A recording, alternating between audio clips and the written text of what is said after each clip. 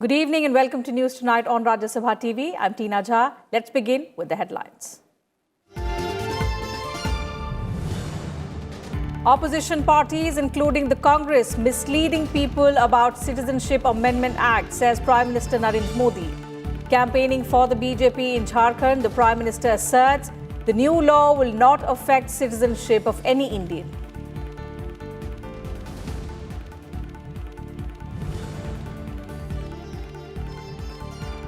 Supreme Court refuses to intervene on petition to probe violence in Jamia and Aligarh Muslim universities.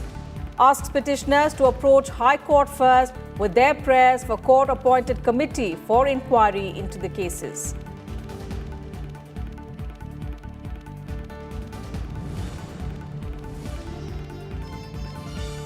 Finance Minister Nirmala Sitharaman holds pre-budget meetings with representatives of industries, trade groups and agriculture sector. Discussions focus on measures that the centre should take to boost the economy.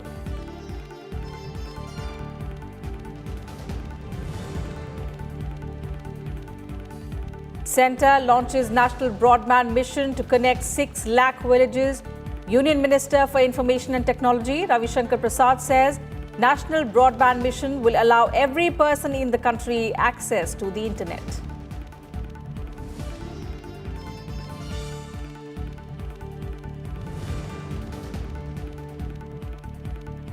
And Pakistani Special Court finds former Army Chief General Pervez Musharraf guilty of high treason, sentences him to death. Pakistani Army reacts, says former dictator can never be a traitor.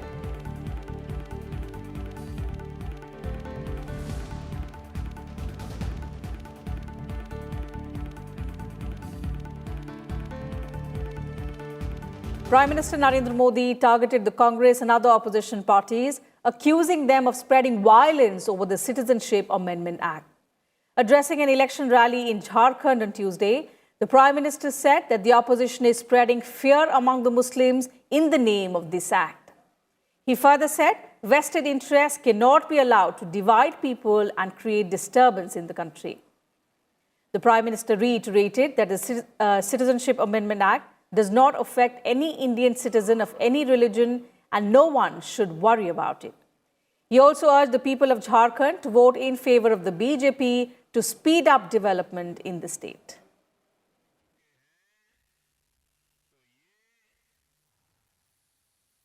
अब नागरिकता संशोधन कानून को लेकर फिर से ये सफेद झूठ बोलने लगे हैं, लोगों को डराने लगे हैं।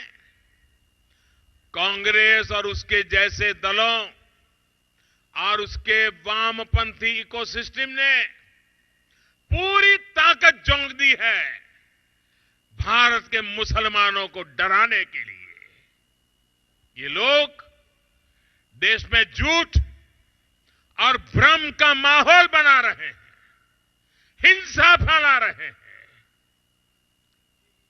जबकि ये बात पत्थर की लकीर की तरह साफ है कि नागरिकता संशोधन कानून से भारत के एक भी नागरिक को, चाहे वो हिंदू हो, मुसलमान हो, ईसाई हो या पारसी हो, किसी की भी नागरिकता पर कोई असर नहीं होगा।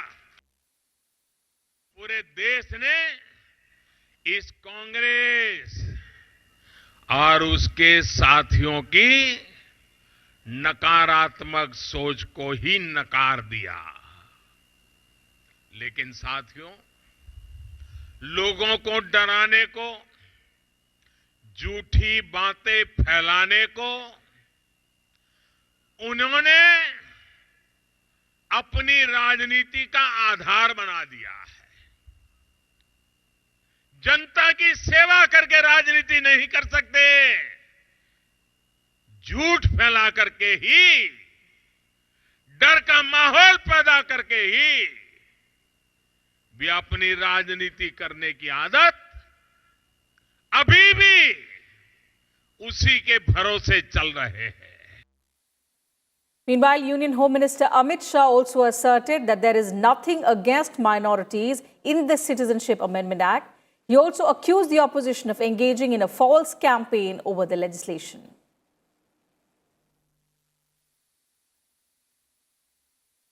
इसमें अफगानिस्तान, बांग्लादेश और पाकिस्तान से जो शरणार्थी आए हैं उनको नागरिकता देने का प्रोविजन है और पूरा समूचा विपक्ष आज देश की जनता को गुमराह करने पर तुला है। मैंने संसद के अंदर का आज फिर से कहने वाला हूं कि इस देश के किसी भी माइनॉरिटी की व्यक्ति की नागरिकता जाने का सवाल ही नहीं है। ये बिल में किसी की नागरिकता लेने का प्रावधान नहीं है, नागरिकता देने का प्रावधान है। और जो वहां अत्याचार के चलते यहां है, मेरे सिख भाई है, जैन है, बौद्ध है, पारसी है, ईसाई है, हिंदू है, कहां जाए वो? कौन शरण देगा? Meanwhile, the Supreme Court has declined to set up a committee to inquire into incidents of violence in different parts of the country since Sunday. The Apex Court on Tuesday said that the pleas against police action on students at Jamia Millia Islamia University as well as the Aligarh Muslim University should be referred to relevant high courts.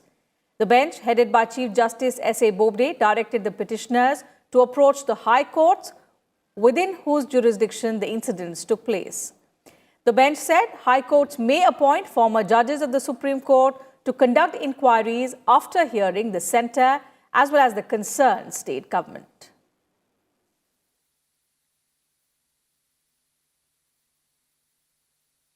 And the Supreme Court also started hearing the review petition filed by Akshay Kumar Singh, one of the 4 convicts in the Nirbhaya gang rape and murder case. The case was being heard by Chief Justice S.A. Bobde, Justices R. Bhanumati and Ashok Bhushan. But the Chief Justice has recused himself from hearing the plea. He said that his nephew, Arjun Bobde, had earlier appeared on behalf of the victim's mother in this case. The CJI also observed that in such a situation, it would be appropriate that some other bench hears the case. The new bench will now hear the review petition on Wednesday at 10:30 a.m.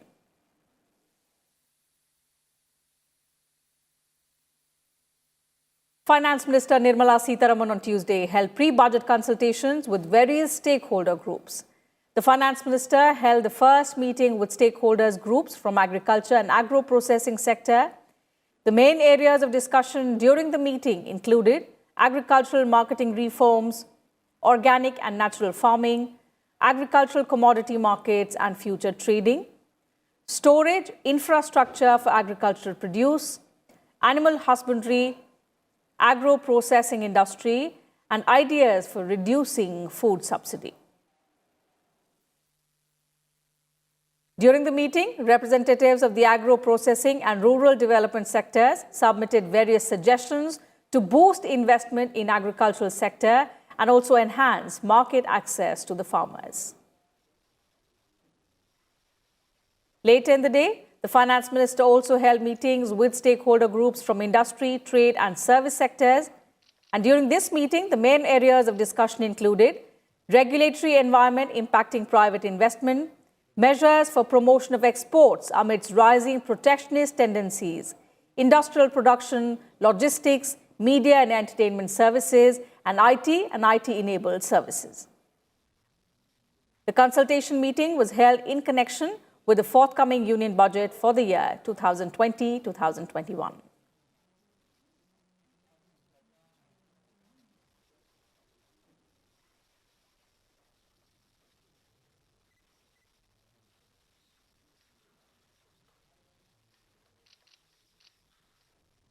So the pre-budget consultations were held by the Finance Minister with various stakeholders today.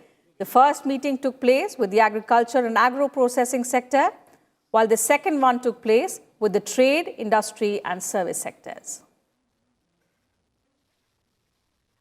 And the Finance Minister will chair the 38th GST Council meeting on Wednesday. On top of the agenda of the meeting would be a review of GST and compensation cess rates on various items, rate calibrations for addressing the inverted duty structure, and compliance measures other than those currently under implementation to augment revenue.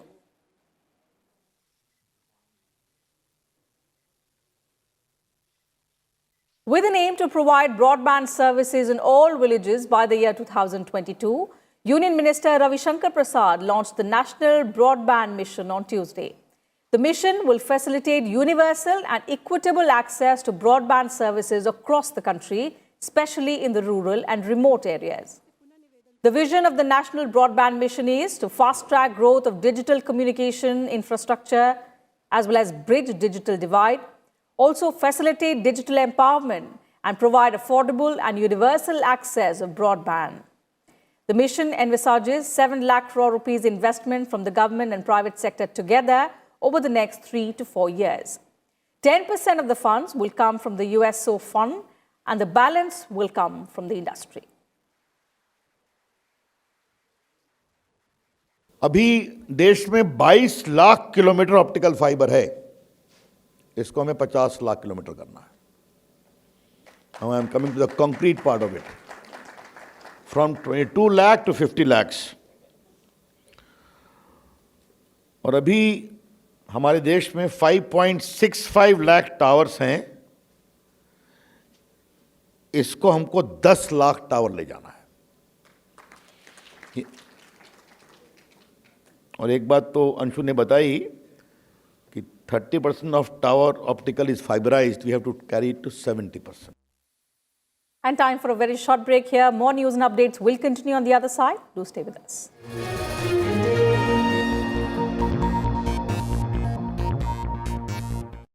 Watch The Big Picture with me, Frank Rausen Pereira, at 9:30 p.m.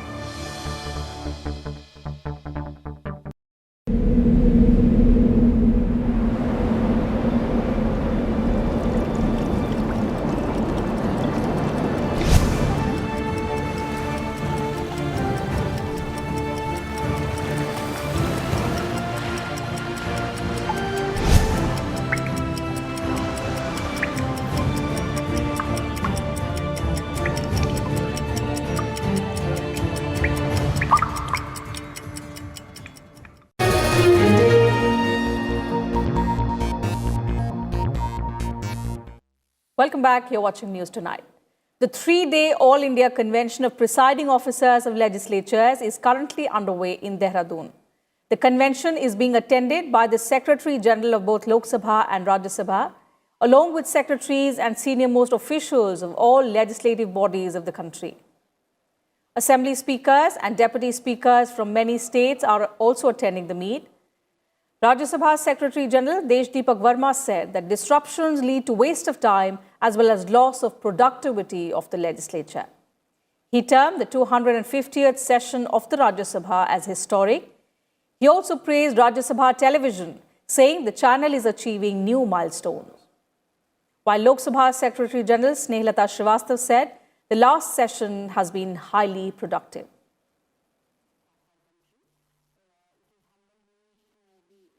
Our houses are mostly the process driven. We are bound so much by the rules and so much by the procedures that many times we mistake the procedures and the ends, the means for the end. What is required is that we should galvanize these processes, these rules, so as to achieve some end. And I think there is a need for the houses to do some value addition rather than only doing the processing. Processing is a very important part. The rules are also important part. But how do we contribute? Because the legislature has a very important role to play. The legislature is, as they say, the bridge between the government and the people. What I would like to share is with you would be about the television. As you are aware that to empower the men, to empower the Indian population, our people, we gave an access to them to the Rajya Sabha proceedings through the Rajya Sabha TV and Lok Sabha TV channels. And I'm very happy to tell you that in the last 2 years, the subscription of the Rajya Sabha TV has gone from 3 lakhs to 35 lakhs. So it's about 10 times that the subscription has gone up. And more and more people, mostly young people, are participating in the deliberations of the Rajya Sabha TV. The new initiative which has been taken by Honorable Speaker Lok Sabha is to build the capacity of the members of Parliament by organizing briefing sessions on important legislative business coming up for discussion and debate in the House. The objective is to improve the awareness on the legislative issues. A briefing session on the bill is organized in which the senior officers of ministries and department concerned brief the members on the various provisions and implications of the bill. In all, 9 briefing sessions had been organized during the winter session of Parliament, the second session of Parliament. And members as well as ministers have highly appreciated the initiative. Delivering the 6th Rabindranath Tagore Memorial Lecture in New Delhi on Tuesday, Vice President M. Venkaiah Naidu said that the Prime Minister has a vision for New India and endeavour to make a new, vibrant India by 2022, which is possible only if 1.25 billion Indians come together to create a Sankalpit Bharat, a Sashakt Bharat, a Swachh Bharat and a Shreshth Bharat.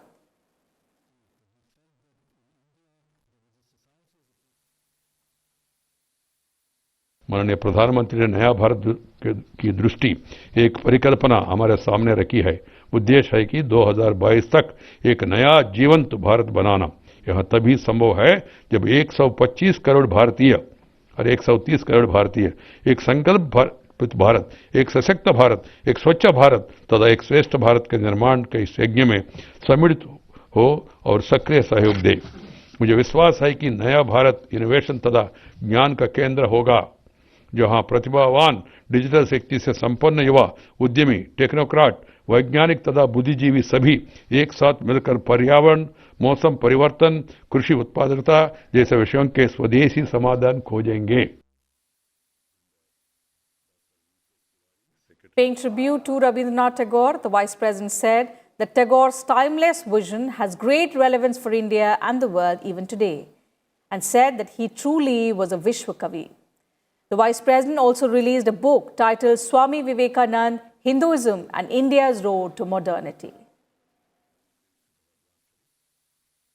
Rabindranath Tagore wrote prolifically. His views on various themes like education, nature, nationalism, internationalism, feminism, religion, language, caste system reflect the astonishing range of his multifaceted genius. He was a truly Vishwakavi, cast in the mold of ancient Vedic rishis who gave us universal vision of Vasudhaiva Kutumbakam. We need to bring these elements of spontaneity, creativity and aesthetic sensibility to our education system. And the Vice President has reiterated India's commitment to strengthen its bilateral relationship with Bangladesh based on friendship, trust and understanding for the mutual benefit of people and the collective prosperity of the entire region. Interactive with Bangladeshi diplomats at his official residence in New Delhi, the Vice President underscored that India is fully supportive of the hopes and aspirations of the people of Bangladesh. Around 100 agreements and MOUs were signed between the two countries in the last 5 years, and with a focus on high technology areas, including space, civil nuclear energy, cybersecurity, and information technology.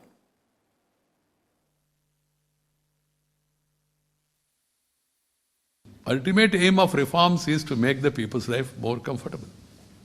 Science, research, technology, all these are aimed in enhancing the living standards of the people. So that what happened over the years, and we have the largest mobile phones in the world. We have now Chandrayaan, and we have now national highway connectivity, rural connectivity, tele-connectivity, television connectivity, port connectivity, airport connectivity, and a lot of new routes and new connections, and all everywhere progress is being made. And because of reforms, the benefits are also reaching. One thing required for any country, including yours or ours, is inclusive growth. The growth has to be inclusive.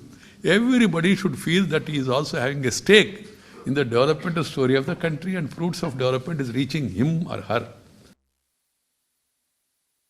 The Vice President also sought to quell rumors about the Citizenship Amendment Act. He said the amended law is meant to give citizenship to religiously persecuted refugees and not to take away the citizenship of Indians of any religion. The Indian government at the highest level has clarified that it is meant to give citizenship to religiously persecuted refugees and not to take away the citizenship of any Indian citizen. No Indian citizen's citizenship will be taken away. It's very clear from the statement of the Home Minister, from the statement of the Prime Minister, and from the act that is made by Parliament. No Indian citizen will lose his membership.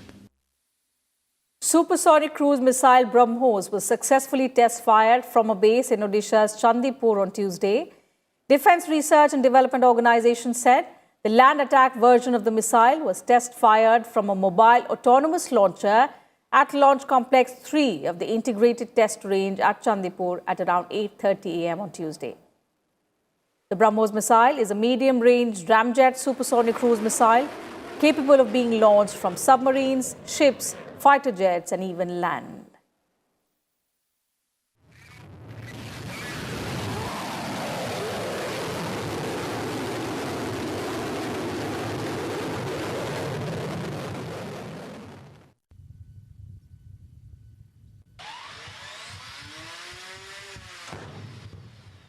The second 2+2 dialogue between India and the United States will be held on Wednesday in Washington, D.C. During the meet, both the sides will take stock of cross-cutting foreign policy, defense and security issues between India and the United States. In addition, both sides will also hold discussions on strengthening bilateral ties and provide strategic guidance for their further development. Defense Minister Rajnath Singh and External Affairs Minister S. Jaishankar will lead the Indian delegation, while the Secretary of State Mike Pompeo and Defense Secretary Mark Esper will represent the United States side. The India-US 2+2 ministerial dialogue was initiated in September 2018 with a view to promote India-US strategic partnership.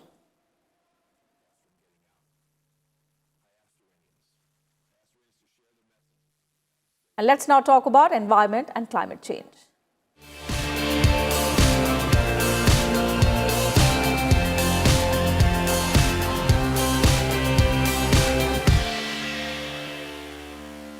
World Risk Report 2018 ranks Mauritius 16th among the highest disaster risk countries and 10th as the most exposed to natural hazards.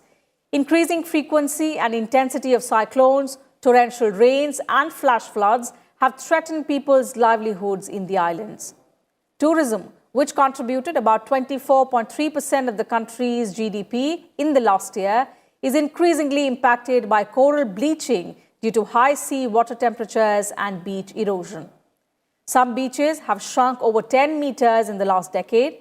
In 2019, at the request of the Mauritian government, the Capacity for Disaster Reduction Initiative deployed a team of 11 experts to support Mauritius' efforts to withstand climate change and disaster impacts.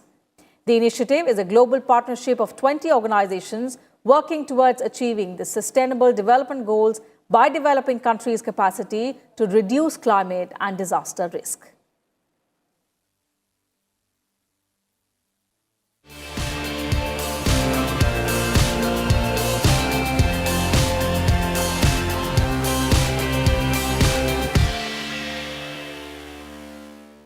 And news now from Pakistan, where former military ruler Pervez Musharraf was on Tuesday sentenced to death in the treason case by a special court.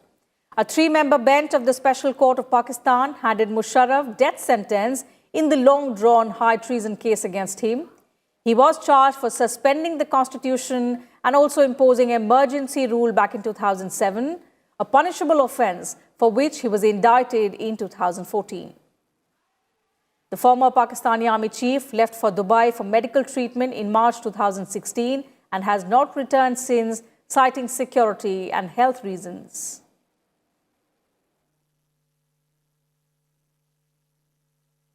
And that's it from us in this bulletin. Thank you for your time.